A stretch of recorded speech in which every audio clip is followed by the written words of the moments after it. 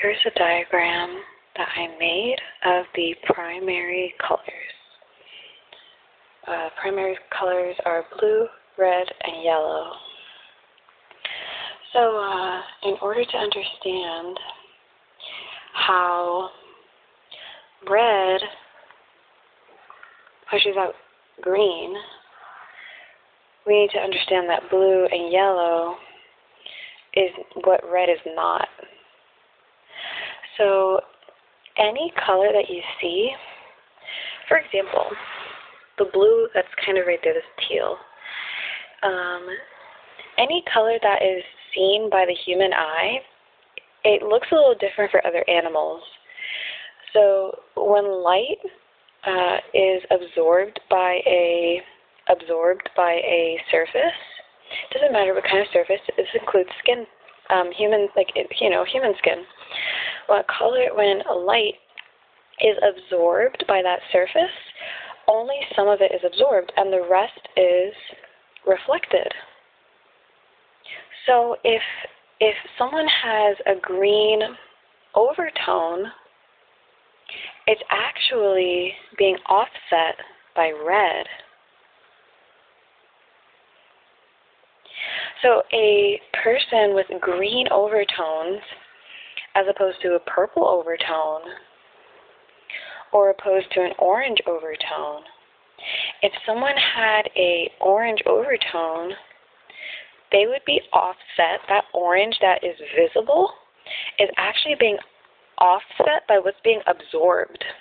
And what's being absorbed is blue.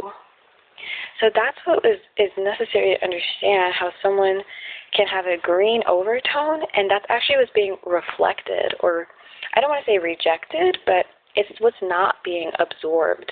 So when someone has a purple overtone in their skin, that is what is not being absorbed.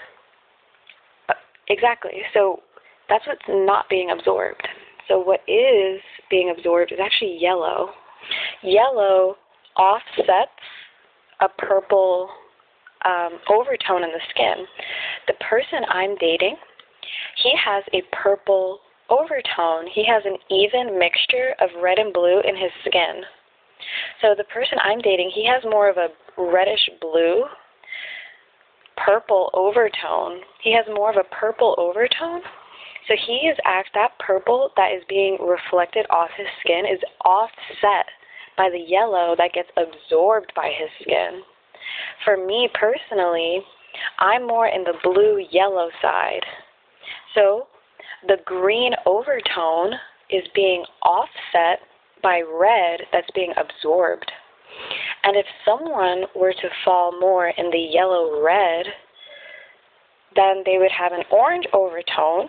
That orange is being offset by the blue pigment that's being absorbed by the skin.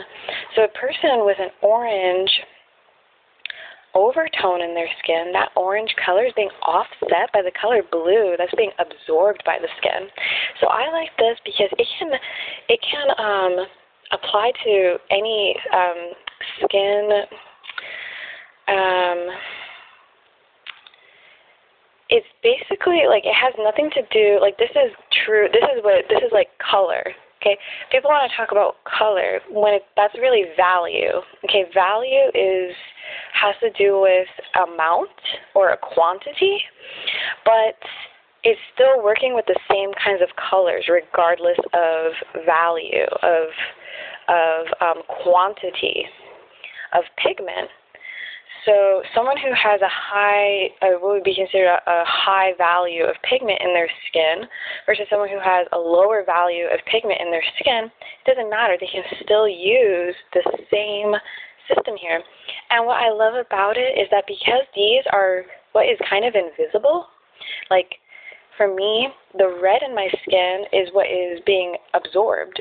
So therefore it's not being rejected as much as blue and yellow. And someone can totally disagree with someone on this. Like, you could probably ask 2 or 3 people, hey, do you think I have more yellow-red or more blue-yellow or more blue-red?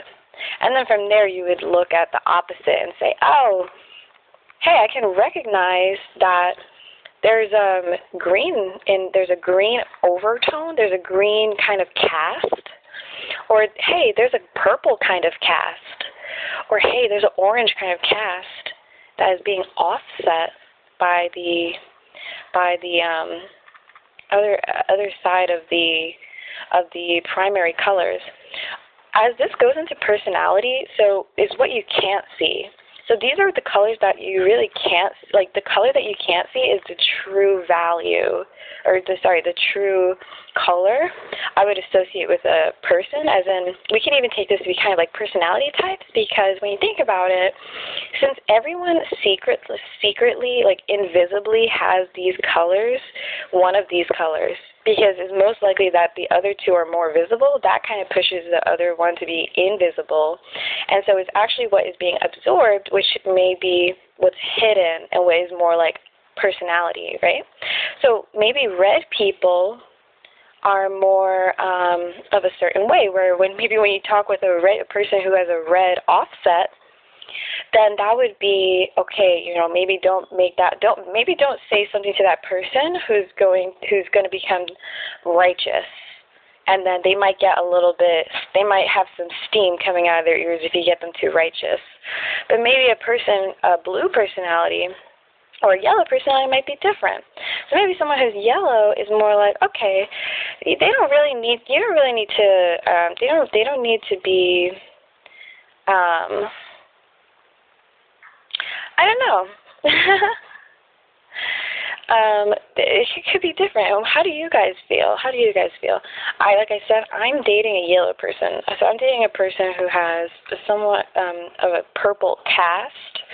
So that's coming from yellow being absorbed. So, I mean, for me, I noticed that this person, this yellow person, when him and I was thinking about it, when I'm a red and I'm standing there with a yellow, it's actually what we're not that we have in common in that moment.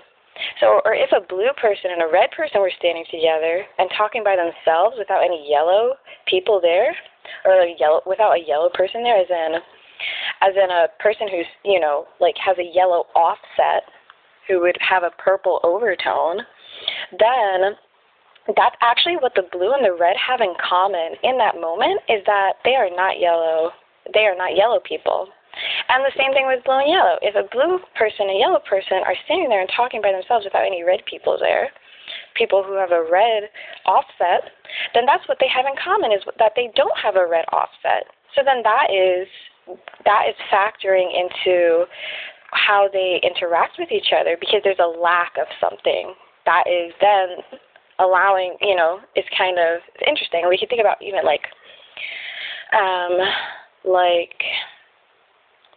gravitation, when if two people are alone together, how do they naturally gravitate in this way?